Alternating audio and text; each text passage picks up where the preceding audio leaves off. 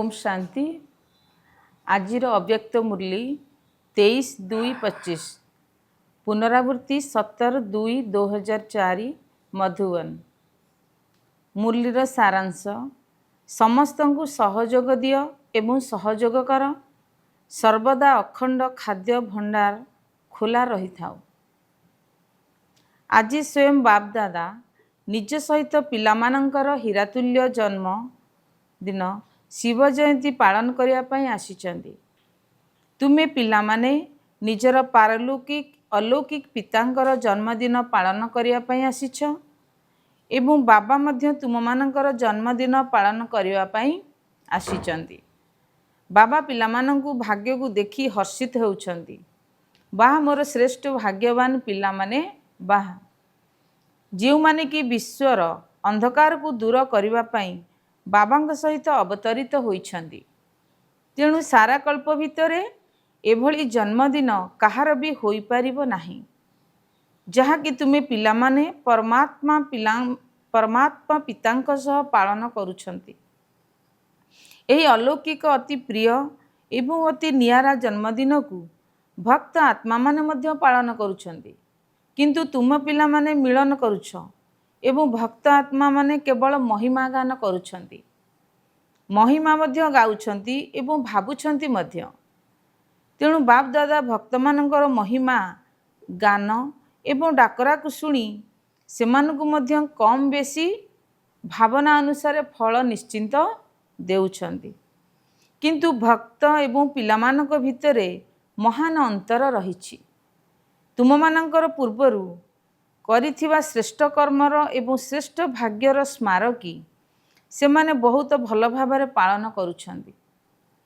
सेथिपे बाप दादा भक्त आत्मा मानकर भक्तिर लीला को देखी सेमानकु मध्य अभिनंदन देउछंती। काहेकि ना स्मारकी गुडी को मध्य भल भाव कॉपी करिछंती। सेमाने मध्य एही दिनटी व्रत रखुछंती, किंतु सेमाने व्रत रखुछंती अल्प समय पई, अल्प समयर स्वात्विक खाद्यपेय एवं शुद्धता पाई। किंतु तुमे माने संपूर्ण पवित्रतार व्रत धारण करुछ, जेउथिरे पवित्र आहार व्यवहार वचन कर्म अर्थात पूरा जन्म पई व्रत धारण करुछ।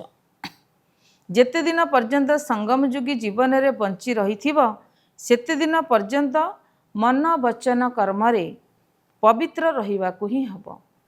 ना केवल निजे पवित्र हब, ता सहित अन्य मानकु पवित्र मध्य करिबाकु हब। तेणु देख भक्त मानकर बुद्धि मध्य किछि कम नुहे, स्मारकी मध्य भल भाव कॉपी करुछंती। तुमे समस्ते निजर सबु व्यर्थ गुडी को समर्पण करी समर्थ हेउछ, अर्थात निजर अपवित्र जीवन को समर्पण करिछ। तेणु तुम मानकर समर्पणतार स्मारकी रूप रे सेमाने कॉपी सेमाने बलि चढ़ाउछंती। देख केते भल भाव कॉपी करिछंती।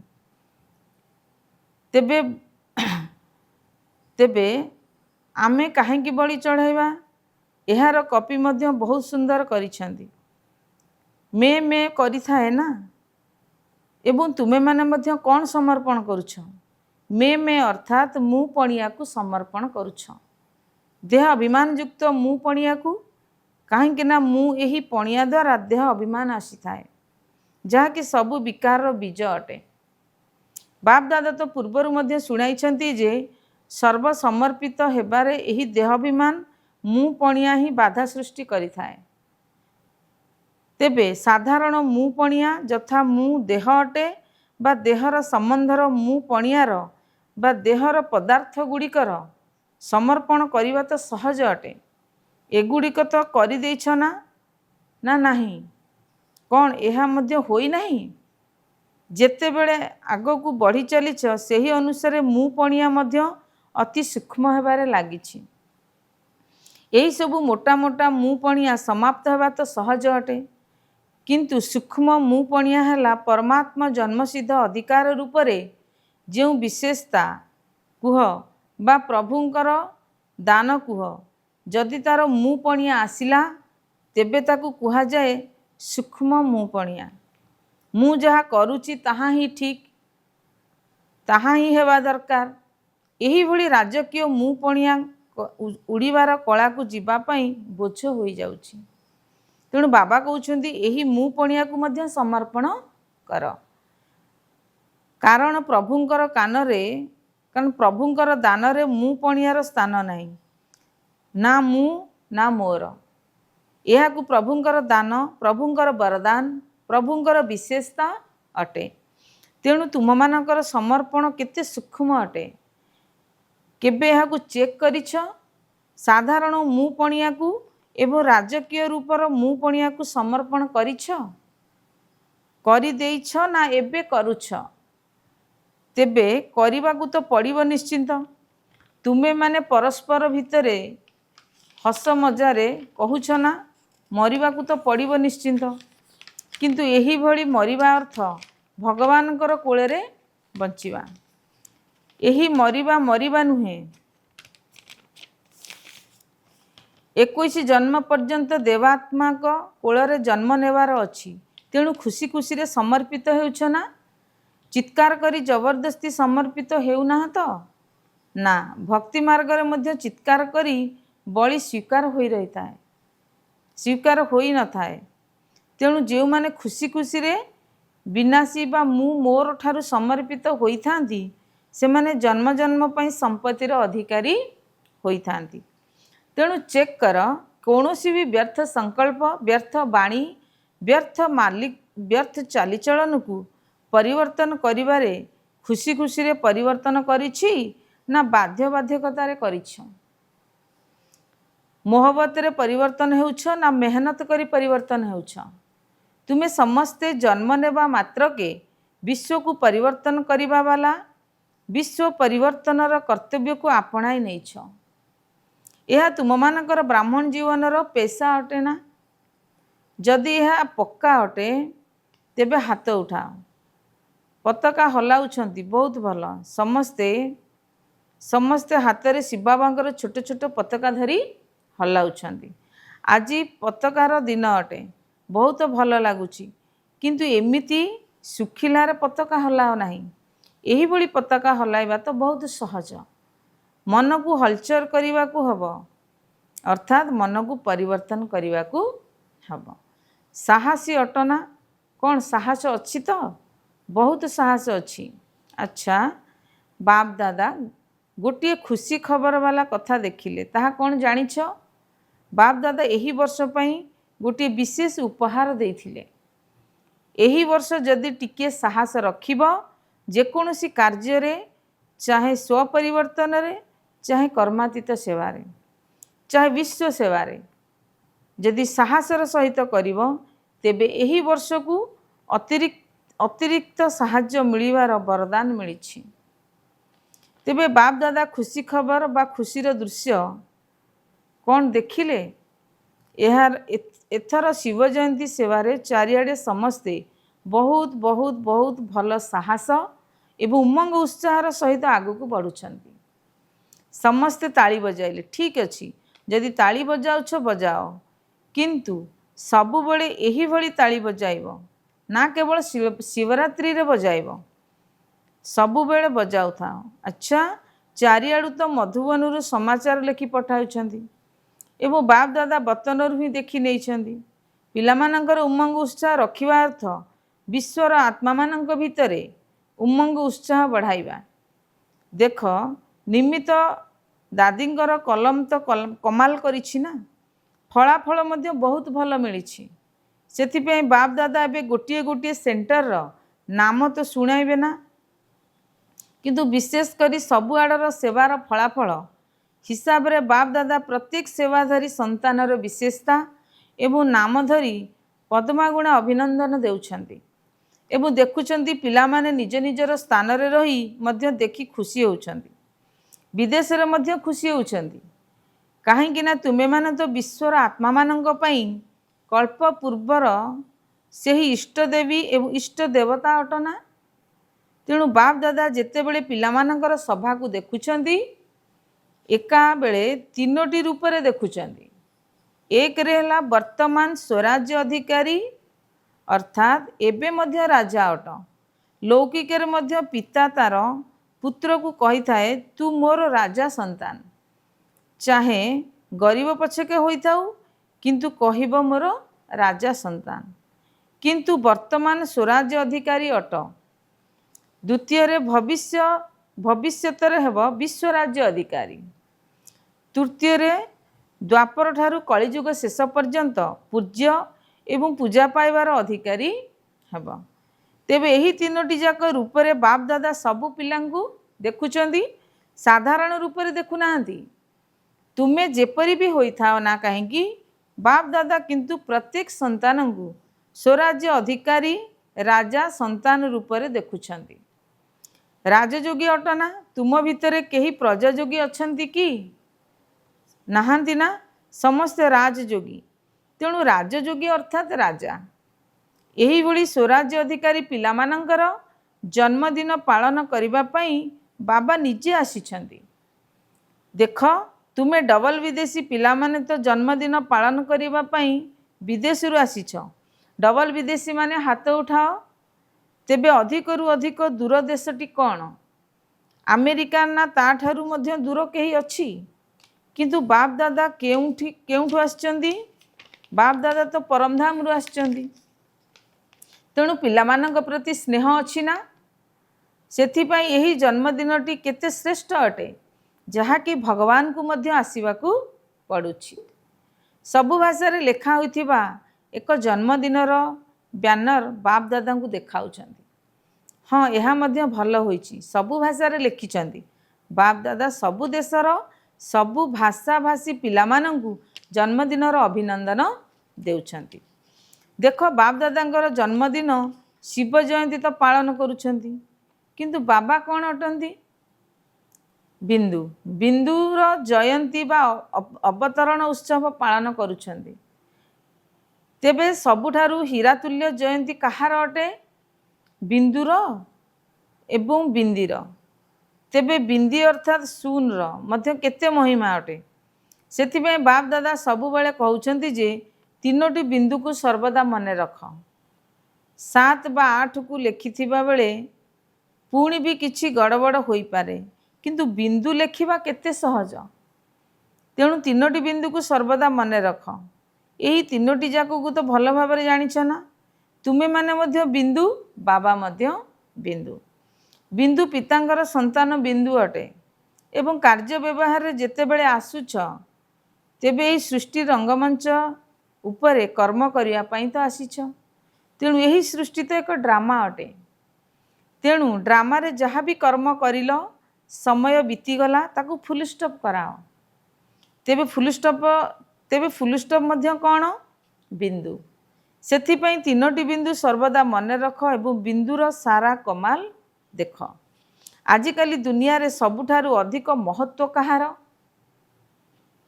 पैसार। पैसा अर्थात धनर महत्व रही ना? माँ बापा मध्य किछि नुहंती, पैसा ही सबु किछि अटे। सेथिपाई मध्य देख जदि एक संख्या पाखरे गोटे बिंदी अर्थात शून्य लगाई देव तेबे कौन होई जीवो?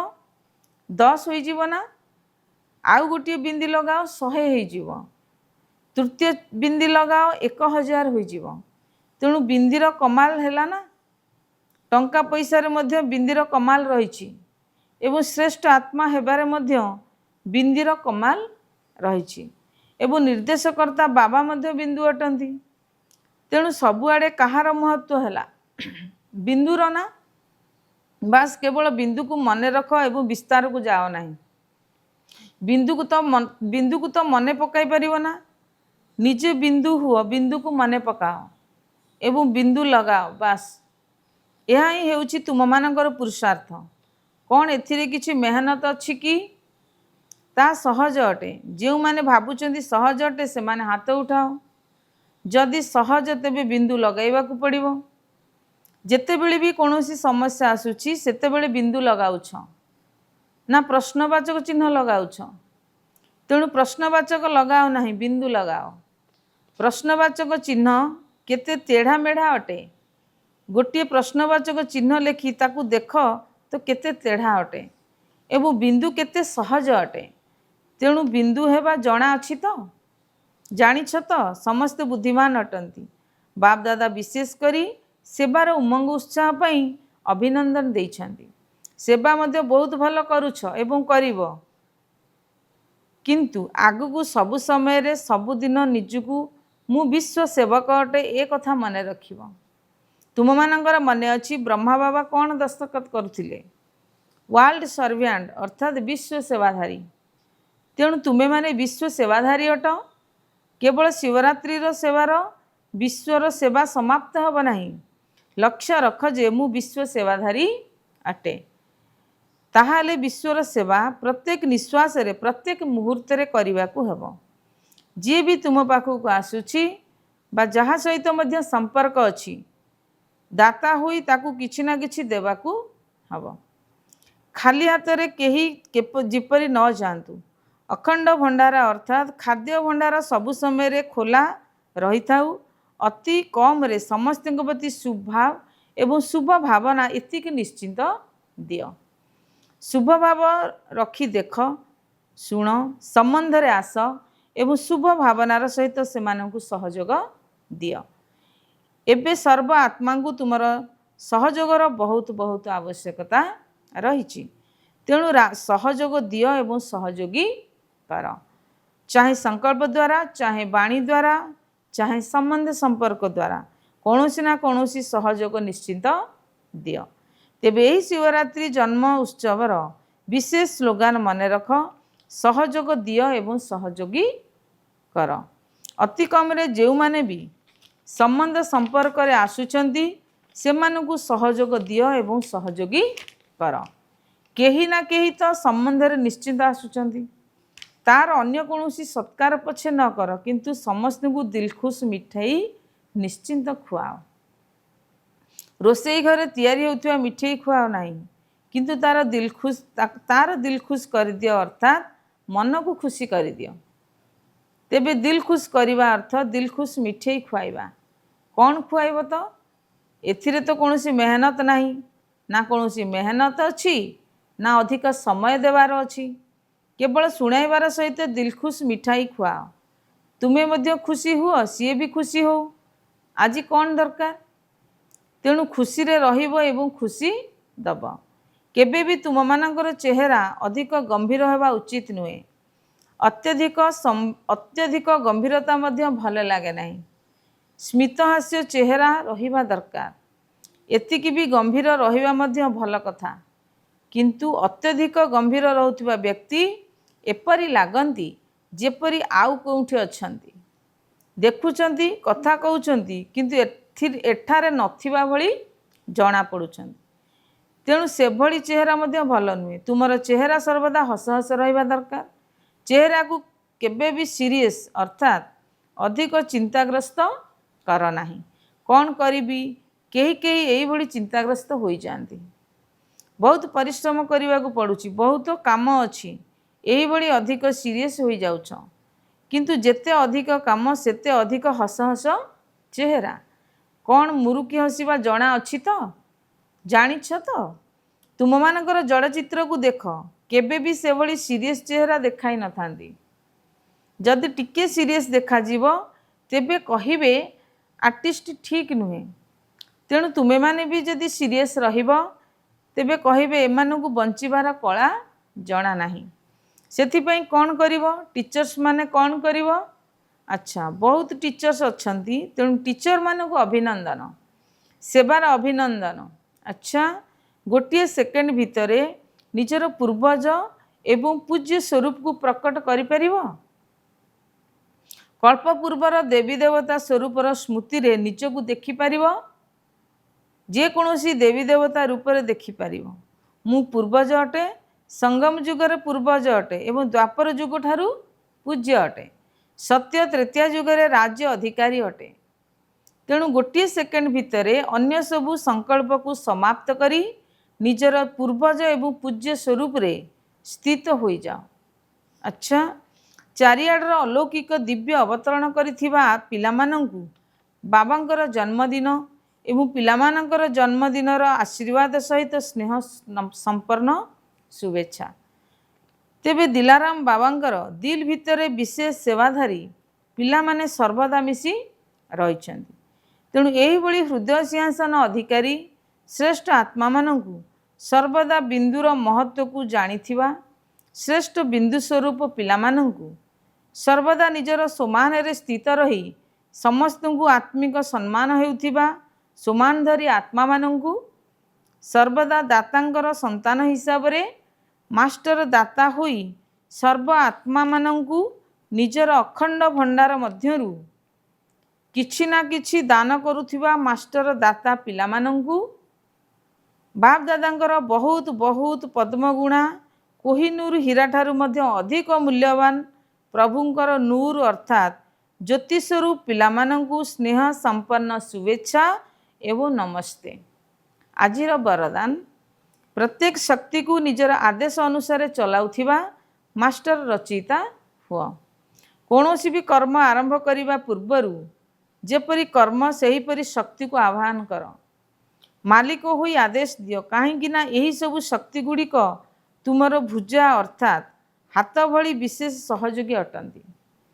ତେଣୁ ତୁମର ଭୁଜାମାନେ ତୁମର ଆଦେଶ ବିନା କିଛି କରିପାରିବେ ନାହିଁ। ସହନ ଶକ୍ତିକୁ ଆଦେଶ ଦିଅ, କାର୍ଯ୍ୟକୁ ସଫଳ କରିବା ପାଇଁ ଦେଖିବ ସଫଳତା ହୋଇ ରହିଛି। କିନ୍ତୁ ତୁମେମାନେ ଆଦେଶ ଦେବା ପରିବର୍ତ୍ତେ ଡରି ଯାଉଛ, କରିପାରିବି କି ନାହିଁ। ଯଦି ଏହିଭଳି ଡର ରହିବ ତେବେ ତୁମର ଆଦେଶ କାମ କରିବ ନାହିଁ। ସେଥିପାଇଁ ମାଷ୍ଟର ରଚିତା ହୋଇ ପ୍ରତ୍ୟେକ ଶକ୍ତିକୁ ଆଦେଶ ଅନୁସାରେ ଚଲାଇବା ପାଇଁ ନିର୍ଭୟ ହୁଅ। ଆଜିର ସ୍ଲୋଗାନ, ସାହାରା ଦାତା ବାବାଙ୍କୁ ପ୍ରତ୍ୟକ୍ଷ କରି ସମସ୍ତଙ୍କୁ କୂଳରେ ଲଗାଅ। ଓମ୍ ଶାନ୍ତି।